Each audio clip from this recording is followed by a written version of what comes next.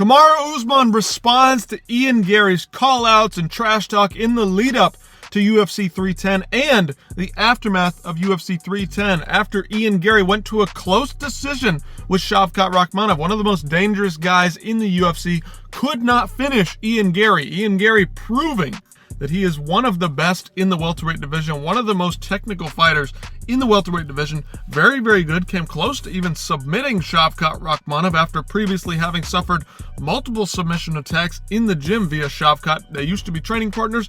Ian Garry made it a very close fight, fought very well defensively, withstood all the takedown attempts from SHAVKAT. SHAVKAT allegedly had some kind of knee injury, but that aside, Ian Garry showed that he is in the elite class at the welterweight division, and he has been calling for Kamaru Usman to fight him, says that Kamaru is running scared from him. Kamaru is now responding following the performance at UFC 310 by Ian Garry, saying, I guess Ian Garry was upset because he wanted me to fight his late notice opponent for his fight.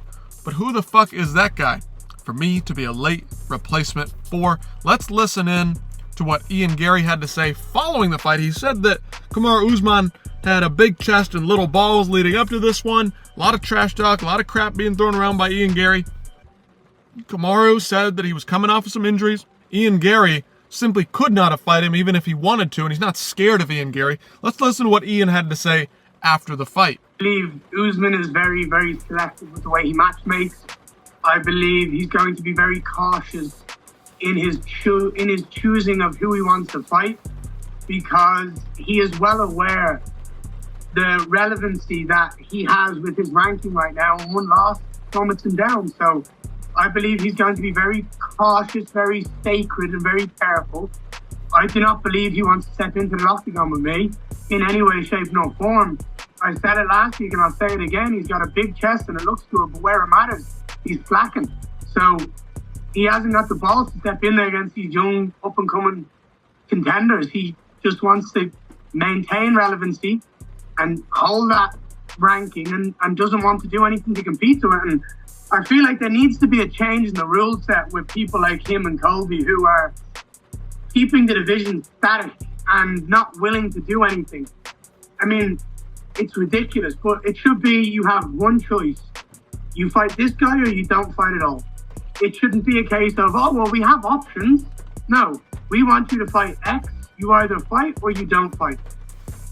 So I don't know any way to make it more obvious, but Kamaru Usman, in my mind, is a little bitch. And I don't think he'll ever step into the octagon with me, ever. So again, credit to Ian Garry for stepping up on short notice, taking on one of the most dangerous fighters, SHAVKAT, and going the distance with him. However, it's a little bit funny sometimes that Ian Garry talks like this with such brashness, such harshness, such, I don't know, bombastic like wordplay here, because he's not finishing guys. He's not going out there and putting on dominant performances. He did not hurt SHAVKAT in the stand-up, even though he looked to be the faster guy. Ian Garry likes to slow the fight down and play a very defensive-heavy game and kind of pick at you and point fight. That's just his game. He's very good at it.